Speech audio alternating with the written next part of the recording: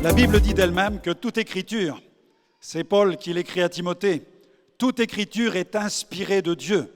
Elle est utile pour nous corriger, pour nous instruire, afin que nous soyons capables d'accomplir des œuvres qui vont vraiment glorifier le Seigneur. Alors, j'aime souvent, avant de prêcher ou en prêchant, en introduction de ma prédication, souvent je fais cette prière et je dis « Seigneur, merci pour ta parole ». Amen. Tu peux le dire à ta place, Seigneur, merci pour ta parole. Je crois ce qu'elle dit à mon sujet. Je saisis tout ce qu'elle me promet et je fais ce qu'elle me commande de faire. Amen. Merci, Seigneur, pour ta parole. Et nous allons continuer dans cette série de messages qui traitent de la spiritualité. On aura l'occasion d'aborder beaucoup de sujets, et plus particulièrement depuis plusieurs semaines, ce sujet intitulé « Qui suis-je » Et j'ai ajouté la mention, l'adverbe « Qui suis-je vraiment » Qui suis-je vraiment?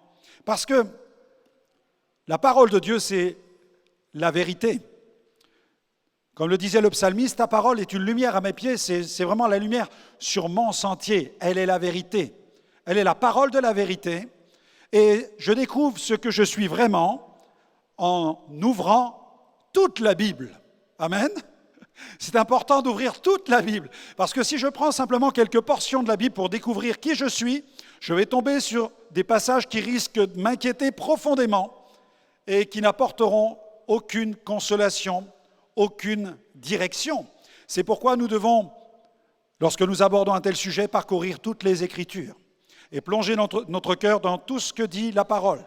Nous avons déjà vu toute une série de points et j'aimerais que nous puissions voir le point suivant que j'ai intitulé « Je suis une belle personne ». Je suis une belle personne. Il y a quelque temps, Liliana et moi, nous avons eu un échange par Messenger avec une jeune fille qui a cherché à connaître notre pensée concernant des questions qui tiraillaient le plus profond de son cœur. Et ces questions m'ont vraiment interpellé. Parce que sa question était celle-ci, comment Dieu nous voit-il? Je ne dis pas sous la plume d'une jeune fille, mais sous le SMS ou le message Messenger d'une jeune fille. Cette question m'a vraiment surpris parce que je l'ai trouvée tellement pertinente, tellement intelligente. Comment Dieu nous voit-il et comment pouvons-nous lui ressembler? Est-ce que c'est votre préoccupation ce matin de savoir ce que Dieu pense de vous, comment Dieu vous voit, et de vous dire, mais moi j'aimerais bien ressembler à Dieu. J'aimerais bien, et pour lui ressembler, bien entendu, il faut le connaître, il faut le rencontrer. Alors nous lui avons bien sûr répondu, mais nous avons aussi, par retour, souhaité connaître son opinion sur ces deux questions qu'elle avait. Alors elle nous a répondu de cette manière. Bonsoir, merci beaucoup pour vous répondre. Eh bien, je me disais que Dieu nous voit comme ses enfants. Amen. Ses serviteurs, ses disciples, et qu'à ses yeux, nous sommes uniques, nous sommes formidables. Concernant le fait de lui ressembler, je pensais surtout à l'amour qu'il a pour nous. Comment puis-je ressembler à Dieu qui nous aime tellement, à l'amour qu'il a pour nous? Nous devons l'avoir pour les autres, pareil pour son indulgence, son pardon et sa force psychique. Gloire à Dieu. Cette jeune fille a décrit en fait cette beauté intérieure que seul l'Évangile est capable de produire. L'Évangile a le pouvoir de nous transformer. Cette jeune fille a décrit cette beauté, ce que Dieu offre, la fierté sans orgueil. La fierté sans orgueil. L'estime de soi sans narcissisme. Le respect de soi sans vanité. La dignité sans le culte de soi. L'individualité sans l'autosuffisance. Et là, je vous invite à prendre votre Bible et à regarder ce passage du psaume 139. Oui, c'est dans la Bible, alléluia. Le psaume 139 nous parle du fait que nous sommes des belles personnes. Nous sommes des belles personnes. Et après, nous aurons l'occasion d'entendre un témoignage en vidéo d'une personne qui a vécu une profonde transformation. Psaume 139, c'est sa foi et sa relation intime avec le Créateur qui ont permis au psalmiste d'accéder à cette prise de conscience de la grandeur de l'œuvre de Dieu. Regardez, dans le psaume 139, versets 13 à 17, « C'est toi qui as formé mes reins. Et ce que je suis en train de lire dans la parole va tout à fait bien avec le clip que nous venons d'entendre de Gwen Dresser, où il parle justement de la créature merveilleuse qu'il était. Mais lui, il l'ignorait. Et l'Écriture nous dit ceci, « Je te loue », ou plutôt le psalmiste loue Dieu de cette manière-là. « Je te loue de ce que je suis une créature si merveilleuse. » Est-ce que tu es capable de le faire ce matin sur ta chaise? Est-ce que vous êtes capable de le faire chez vous, dans votre salon, dans votre salle à manger ce matin? Quel que soit l'endroit sur la planète où vous habitez, est-ce que vous êtes capable? Peut-être vous allez réagir en m'écoutant, vous allez dire, mais ce n'est pas ce que j'ai entendu derrière le pupitre dans mon église avec mon pasteur. Il nous dit tous les dimanches matins que nous sommes des pécheurs invétérés et qu'il n'y a pas d'espoir pour nous. Nul ne peut réduire une personne à son seul péché ou à ses seuls péchés. Ce n'est pas parce que le péché est mauvais que le pécheur n'a pas de valeur. Sinon, Jésus serait mort pour rien. Mais si Jésus est mort pour nous, c'est que nous avons de la valeur aux yeux de Dieu. Nous sommes les créatures faites à son image. Alléluia. Je te loue de ce que je suis une créature si merveilleuse. Tes œuvres sont admirables et mon âme le reconnaît bien. Mon corps n'était point caché devant toi lorsque j'étais fait dans un lieu secret, tissé dans les profondeurs de la terre, quand je n'étais qu'une masse informe. Tes yeux me voyaient. Et regardez, sur ton livre étaient tous inscrits les jours qui m'étaient destinés, avant qu'aucun d'eux n'existe, que tes pensées, ô Dieu, me semblent impénétrables, que le nombre en est grand. Et quand Jésus, mes amis, quand Jésus a évoqué l'amour du Père à l'égard du pécheur, il a enseigné plusieurs paraboles, comme la parabole de la brebis égarée, celle de la drachme perdue. Vous voyez dans cette parabole cette femme qui nettoie sa maison pour essayer de la retrouver. Pourquoi ? Parce qu'elle a de la valeur. Le fils prodigue, Jésus l'a enseigné, cette parabole. Vous êtes une belle personne, vous êtes unique en votre genre, vous avez votre propre empreinte, votre propre sensibilité, votre propre vision des choses. Vous devez développer ce que vous êtes vraiment. Le Dieu créateur vous a créé avec un corps, une âme, un esprit. Il vous a doté de talents, de capacités et de tout un potentiel, même dans la nature. Toutes les fleurs ne sont pas les mêmes. Il n'y a pas un flocon de neige qui ressemble à un autre. Même les étoiles diffèrent en éclat les unes des autres. Dieu vous aime de manière inconditionnelle. Vous êtes différents du monde entier. Vous êtes vous et Dieu vous aime vous. Et Jésus est mort pour vous transformer vous. Alléluia. Jérémie 31, verset 3. De loin l'Éternel se montre à moi. Et voilà ce qu'il dit, je t'aime d'un amour éternel. C'est pourquoi je te conserve ma bonté. Pourquoi ? Parce qu'à un moment, nous nous sommes égarés loin de Dieu, mais Dieu nous conserve sa bonté pour ce jour où nous allons revenir à lui et où nous allons réaliser qu'il nous aime tellement que nous voulons qu'il nous transforme pour que nous ressemblions à qui ? Non pas au pasteur, non pas peut-être à une personne que nous admirons sur la planète, non pas à une star de football, du sport, du cinéma, non, que nous ressemblions au parfait avec une majuscule, Jésus, celui qui est parfait. L'imparfait est appelé à ressembler au parfait. Et c'est le Dieu qui le fait en nous transformant, parce que Jésus vient pardonner nos péchés et nous communiquer la vie d'en haut. Amen. Gloire à Dieu. Vous ne pourrez jamais mériter l'amour de Dieu. Il vous aime, un point c'est tout, son amour est si grand qu'il désire vous transformer. Et il vous aime trop pour que vous restiez dans l'état où vous êtes. C'est pourquoi Jésus est venu. J'aimerais qu'on puisse écouter maintenant un témoignage. Nous aurons l'opportunité le dimanche, comme vous l'avez vu parfois, assis dans les fauteuils, avec l'actu de l'Église, des témoignages de dernière minute. Nous avons l'occasion de les entendre sur l'estrade. Mais ce matin, j'aimerais qu'on puisse entendre un témoignage que nous avons enregistré en vidéo il y a quelque temps. Et bien aimé du Gospel Vision Center, je vais bientôt vous contacter parce que j'aimerais que la plupart d'entre vous qui avez un témoignage de vie transformée, vous puissiez devant une caméra expliquer comment votre vie a changé.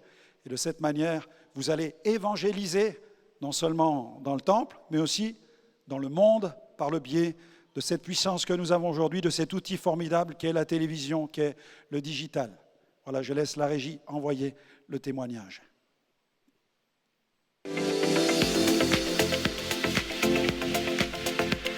Je voudrais prendre 5 minutes avec toi. Dans ces quelques minutes qu'on a, je voudrais t'expliquer ce qui s'est passé dans ma vie.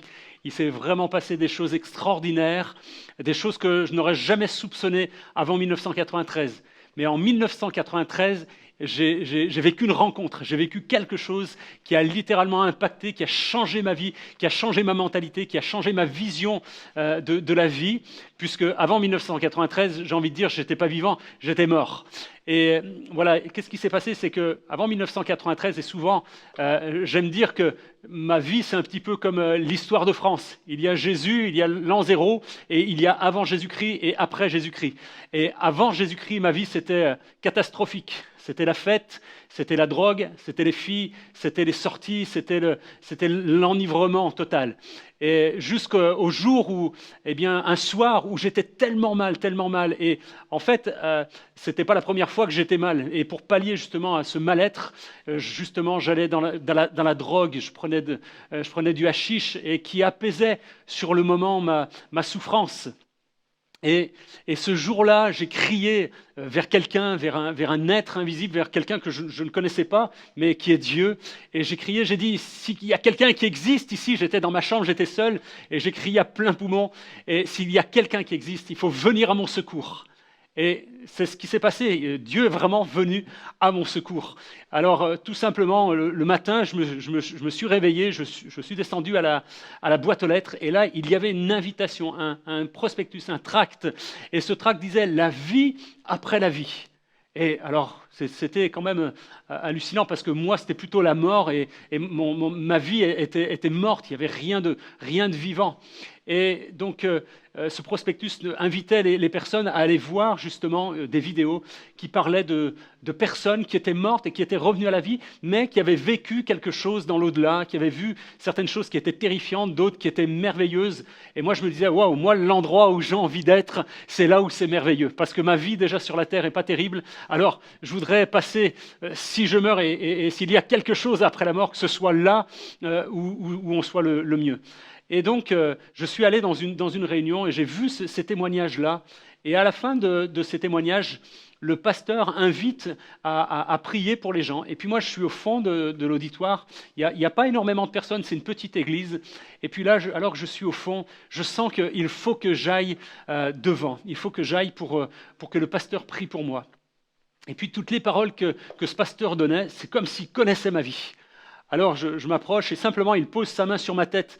Et voilà, rien ne se passe de particulier à ce moment-là, mais c'est quand je retourne à ma place que là, je sens une main posée sur ma tête.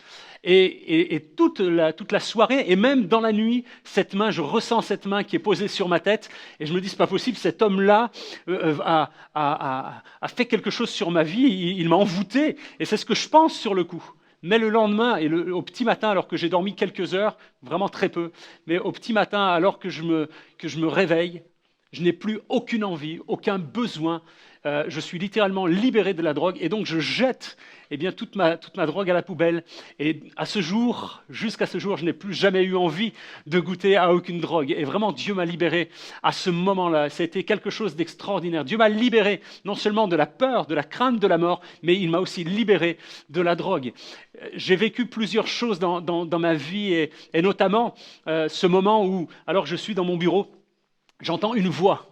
Eh oui, on peut entendre une voix. Et Dieu m'a parlé. Dieu parle par la parole de Dieu, par la Bible. Mais Dieu parle aussi audiblement. Et il m'a parlé audiblement. Et là, il me dit, ne crains point, car je suis avec toi. Et c'est ce qu'il veut te dire aujourd'hui. Il est avec toi. Il est avec toi tous les jours. Et il veut être avec toi tous les jours jusqu'à la fin du monde. Et j'entends cette voix. Et je me dis, wow, c'est pas possible. Comment la voix de Dieu peut résonner comme cela? Et je me rends, c'est un mardi soir que j'ai entendu cette voix, un mardi dans la journée, en fin d'après-midi. Et je me rends le dimanche à l'église. Et je me mets tout au fond, une église évangélique à Saint-Étienne. Et j'entends une personne qui commence à dire, et qui parle audiblement, voix forte, qui dit, toi à qui j'ai dit, ne crains point, car je suis avec toi tous les jours jusqu'à la fin du monde. Et là, ça vient toucher encore plus mon cœur. Je me lève et je ressens une présence forte de Dieu. Et à la fin du culte, je suis invité à manger donc chez un ami, Chico. Et là, il ouvre la parole de Dieu, la Bible, dans l'évangile de Matthieu, chapitre 28 et verset 20, où il dit voici, je suis avec vous tous les jours jusqu'à la fin du monde. Je voudrais vraiment vous encourager à tourner vos regards vers Dieu, à crier à lui, quelle que soit l'angoisse, quelle que soit la dépression, quel que soit le séisme qui frappe votre vie. Je vous encourage à crier à lui, car la Bible nous dit quand un malheureux crie, l'Éternel entend et il le délivre de toutes ses détresses. Soyez délivrés là où vous êtes maintenant, au nom de Jésus, soyez délivrés de toutes vos détresses. Gloire à Dieu, on peut acclamer le Seigneur pour ce beau témoignage de vie transformée. D'ailleurs, c'est la bannière de nos cultes, des vies qui sont transformées. J'aimerais qu'on puisse prier maintenant pour que des vies soient changées. Maintenant, Dieu peut le faire. Dans la salle, il peut le faire chez vous maintenant, vous qui êtes en train de participer à ce programme ce matin. Ce ne sont pas que des mots, c'est une réalité. Jésus peut vous transformer maintenant. Ne crains pas, car je suis avec toi jusqu'à la fin du monde. Cette seule parole a eu un impact transformateur dans la vie de Christophe. Et je prie que tu le fasses dans la vie de ceux qui écoutent ce matin. Seigneur, mes paroles ont un impact, mais toi, ton impact est surnaturel.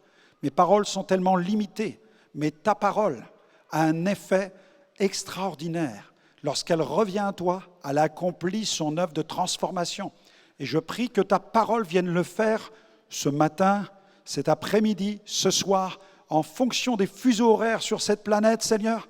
Pour certains, c'est le matin, pour d'autres, c'est le soir, pour d'autres, c'est l'après-midi. Seigneur, ta parole court la terre et elle accomplit ses promesses en transformant des vies. Et je prie que par la puissance du Saint-Esprit, tu libères plusieurs de toutes les entraves, de toutes les chaînes, de tous les blocages qui les empêchent de venir vers Dieu et qu'aujourd'hui, ils puissent dire « Je suis délivré par la puissance du Saint-Esprit. Amen. » Amen. Gloire au Seigneur. Continuons sur cette thématique. Qui suis-je vraiment ? Qui suis-je vraiment ? Tu es une personne dotée de magnifiques compétences. J'ai lu ce témoignage qui m'a tellement surpris, celui d'un homme qui s'appelle George Johnson, qui a grandi à Chicago comme cireur de chaussures. Tous les matins, il prenait sa boîte, son cirage, il se mettait au coin des rues et il s'occupait de faire briller les chaussures des banquiers du quartier. Quand un jour, un homme s'est arrêté, l'homme a commencé à entamer la conversation avec lui. Souvent, les gens venaient, demandaient, profitaient des services de ce cireur de chaussures, mais ne discutaient pas véritablement avec lui. Mais ce jour-là, il y a un homme qui discute avec lui, qui entame la conversation. Et après quelques minutes de conversation, le cireur de chaussures découvre que cet homme qui est en face de lui est un chimiste. C'est son métier, la chimie. Et à mesure qu'il discute avec lui, l'homme lui explique que s'il avait le temps de travailler sur un projet, eh bien, il serait vraiment heureux. Il lui a demandé s'il serait en mesure de fabriquer une lotion capillaire. Il dit, seriez-vous prêt à travailler sur un projet de fabriquer une lotion capillaire ? Parce que ce cireur de chaussures avait des problèmes visiblement avec ses cheveux et il ne trouvait pas le bon produit adapté. Et le jour où il a en face de lui un chimiste qui vient faire cirer ses chaussures, il lui dit, mais ne pourriez-vous pas essayer de créer une lotion capillaire qui marche vraiment ? Et le chimiste s'est mis au travail et quelques temps plus tard, le chimiste est revenu vers le cireur de chaussures.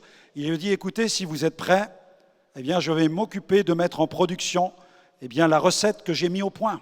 Et donc, une recette capillaire a été mise au point et cet homme qui cirait les chaussures est devenu l'associé de ce chimiste.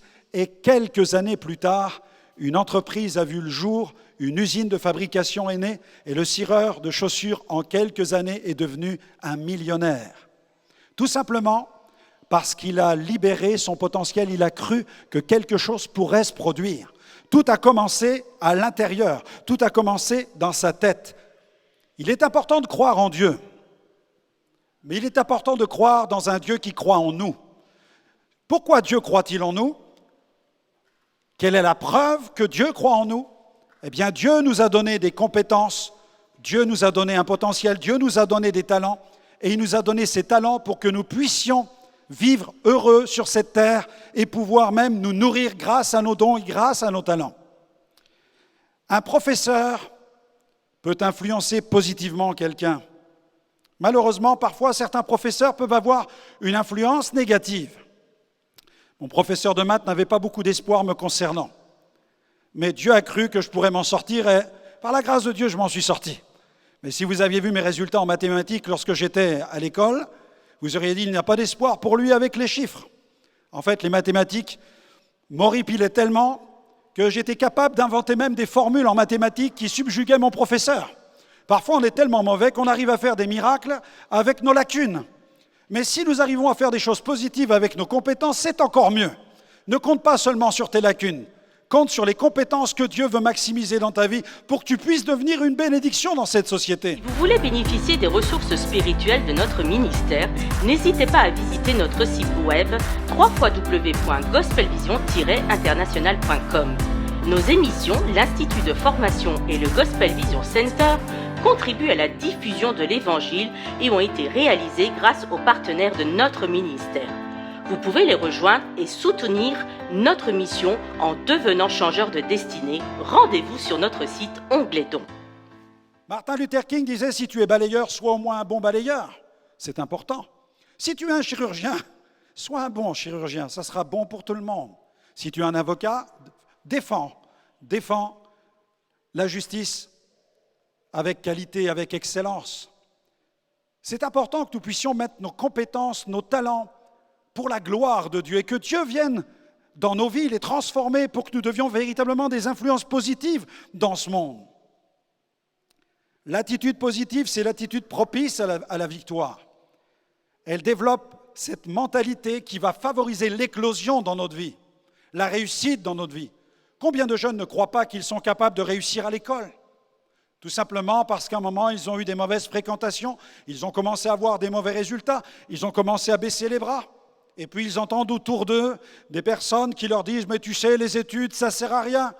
Et finalement, on quitte le chemin des études et on va essayer de trouver le premier boulot qui va se présenter parce qu'on nous a dit « écoute, il faut bien aller travailler ». Et bien sûr, il faut bien aller travailler, il faut bien se nourrir. C'est le pragmatisme, c'est la logique. Mais si tu peux faire des études, commence à croire que tu es capable d'en faire. Un professeur de l'université de Harvard a déclaré « la grande découverte de ma génération est que les hommes peuvent altérer leur vie en altérant leurs attitudes intérieures. » N'altère pas tes attitudes intérieures. Commence à croire que tu peux faire quelque chose. Commence à croire que Dieu peut t'aider à faire quelque chose de bien. Commence à croire que tu peux donner le meilleur de toi-même. Ne pense pas que tu es le meilleur. Pense simplement à croire que tu peux donner le meilleur de toi-même et que si tu te donnes le meilleur de toi-même et que tu marches avec celui qui est le meilleur et qui s'appelle Jésus, alors tu vas réussir quelque chose dans cette vie. Dans un pays, une étude a été faite sur le marché du travail et les facteurs qui entrent en jeu dans l'acquisition d'un nouvel emploi. Le résultat était surprenant. On a noté que dans 85% des cas, c'est l'attitude du demandeur d'emploi qui a été déterminante. La qualification n'entre en jeu que pour 15%. L'attitude mentale, la détermination, la volonté sont déterminants pour accomplir quelque chose de bien, de positif sur cette terre. La Bible déclare qu'il y aura de la paix pour celui qui cherche le bien sur la planète. C'est ce que déclarent les anges au moment de la naissance même du Sauveur. Les anges proclament qu'il y a de la paix, qu'il y a de la joie, qu'il y a de la sérénité pour les hommes de bien, ceux qui veulent apporter le bien sur la terre. Heureux ceux qui procurent la paix, car ils verront Dieu. Vous avez envie de voir Dieu dans votre vie ? Vous avez envie de voir Dieu à l'œuvre autour de vous ? Eh bien, faites le bien sur la planète. Soyez une source positive, soyez une source d'influence. Apportez Jésus. Présentez le Sauveur. Gloire à Dieu. La cantatrice Cecilia Bartoli aurait pu passer à côté de sa grande carrière de cantatrice si elle avait simplement continué à écouter son professeur de chant qui s'agaçait en lui disant mais qu'elle n'avait pas l'oreille, pour chanter. Il lui disait sans cesse, vous n'avez pas l'oreille, jamais vous ne chanterez. Mais Cecilia avait une mère qui croyait en elle et sa mère l'a encouragée. Il lui a dit, si c'est ton rêve, poursuis-le et tu réussiras. Elle est devenue une cantatrice, celle que nous connaissons. Dieu vous a créé, vous, croyez en Dieu. Croyez en ce qu'il désire faire de vous et faire au travers de vous, parce que ça c'est le plus important, ce que Dieu veut faire au travers de votre existence. Le thème des qualités, des talents naturels et des compétences, J'ai remarqué souvent, elle est confuse chez bon nombre de personnes, parce que bon nombre de personnes peinent à avoir un regard de bienveillance sur eux-mêmes. Ils ne sont pas capables de croire qu'ils ont des dons, ils ne croient pas qu'ils ont des talents, ils ne croient pas qu'ils ont des compétences. Alors ils passent leur temps à les regarder chez les autres. Ils admirent les autres, ils admirent les compétences des uns et des autres, mais ils oublient de voir qu'ils en ont eux-mêmes. Et il est important qu'ils les identifient et qu'ils puissent les maximiser. Vous avez des qualités, vous avez des compétences, vous avez aussi des talents naturels. C'est pourquoi Dieu désire que vous deveniez un agent de son royaume. Qui suis-je vraiment? Qui suis-je vraiment? Tu es une belle personne. Tu es une personne dotée de magnifiques compétences. Et tu es un agent du royaume en devenir. Et j'aimerais terminer par ce point ce matin. Tu es un agent du royaume en devenir. Regarde ce que la Bible dit. Prends la parole de Dieu dans Romains chapitre 8, verset 30. Nous avons là un passage. Souvent, nous disons, c'est un passage biblique, et c'est vrai. Mais j'ajoute souvent, c'est un passage transformateur. C'est un passage qui a la puissance de nous transformer. Parce que l'apôtre Paul développait la foi de ceux qui venaient l'écouter dans les communautés chrétiennes. Il libérait le potentiel, il libérait les capacités, les compétences de ceux qui venaient l'entendre. Et dans Romains 8, verset 30, le passage déclare « ceux qu'il a prédestinés ». Il les a aussi appelés. Dieu a prévu, il prédestine. Ensuite, il appelle. Et ceux qu'il a aussi appelés, il les a aussi justifiés, c'est-à-dire déclarés justes devant le Père. Et ceux qu'il a justifiés, il les a aussi glorifiés. Alors une question se pose ce matin. Dieu a prévu d'avance de vous appeler, mais avez-vous reçu son appel? Entendez-vous son appel? Il frappe à la porte de votre cœur, c'est ce que dit le livre de l'Apocalypse. Il n'y a pas que des choses désastreuses dans l'Apocalypse, il y a des choses positives où Dieu dit, voici je me tiens à la porte et je frappe, si quelqu'un entend ma voix et qu'il ouvre, j'entrerai chez lui, je souperai avec lui. Waouh! C'est extraordinaire de pouvoir passer un temps d'intimité, une vie d'intimité avec Dieu. Ce qu'il a appelé, il les a justifiés, c'est-à-dire déclarés justes.